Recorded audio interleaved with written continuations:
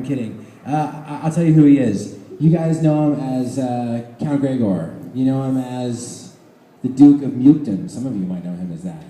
And many, many other characters that he's played throughout television in Oklahoma City over the years.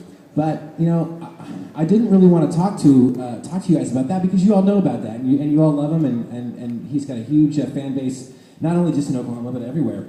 What I really wanted to talk to, just briefly, how much time do I have? About an hour?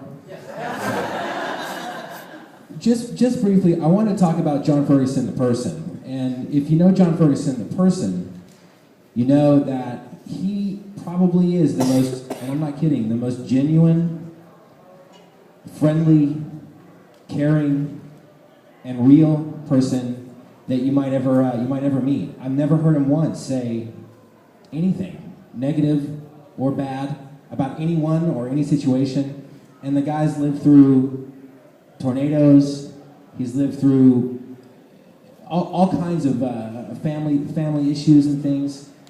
For goodness sake, he had heart problems and basically grew a new half of a heart miraculously. I don't know how that happened. It's just John. Yeah, he's a vampire, that's right. That's right. But the guy is definitely an original, definitely a one of a kind, and I'm really proud to call him a friend. And ladies and gentlemen, will you please welcome up John Ferguson.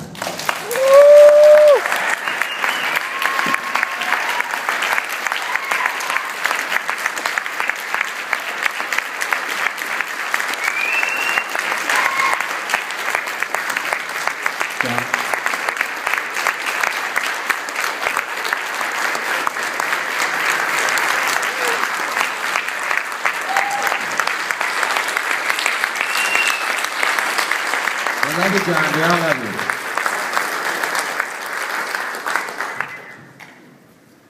I can make this very brief.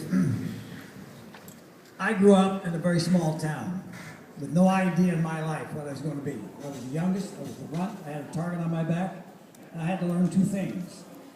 Either be a good runner or talk like hell. And I did them both. So anyhow, I started out in this very small town in Indiana, grew up, decided I got to join the Navy, got through that, and went to Hollywood, California, pursued to be an actor. For somebody who went through small in life, and you get rejected, everything all through high school, wherever you are, the last thing you chose, whatever, I had to go chose to be an actor and get rejected at every audition I ever went to. I'm real smart. But the one thing that happened was, I married an Oklahoma girl and ended up in Tulsa. And for Tulsa, I met a gentleman named Bill Millen, who guided me into a radio job at Muskogee, and then later came over here to WKY television. How little did I know that 3D Danny needed a man left, and I made a villain up, and they called him the Duke of Muketon. And the only thing I really did then is I went out and made sure Danny knew that, and I made that character up, made the makeup, and made sure he saw it. And I got the job.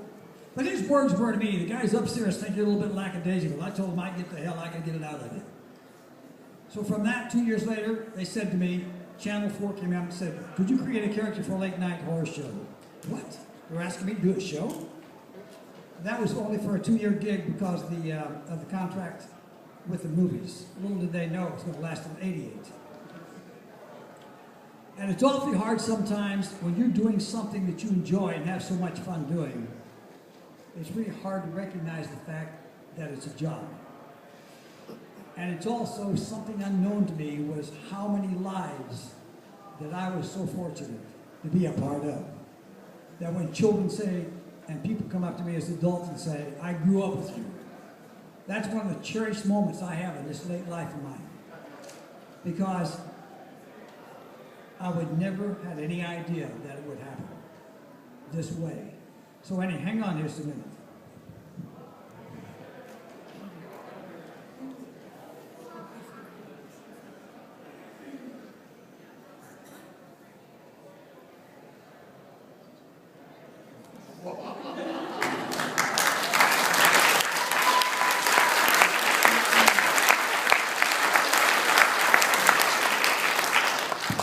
Good evening.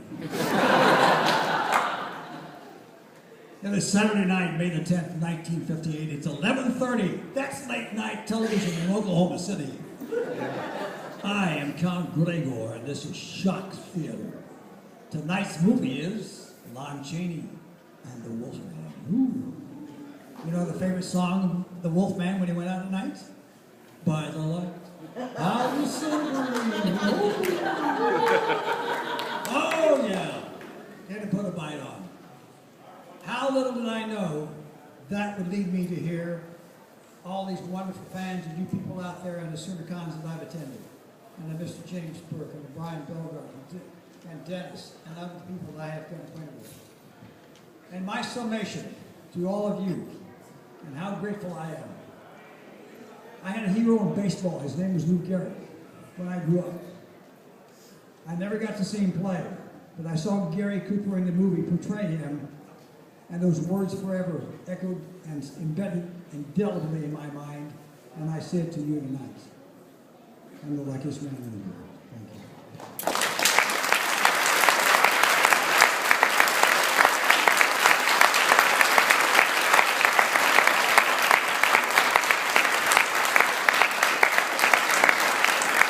And you talk about people that grew up with him, and I know other people, and having the chance to sit next to you just now was, when you went through that, was an honor.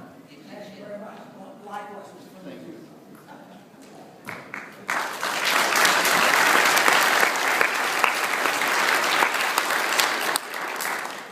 For our second inductee in the inaugural class.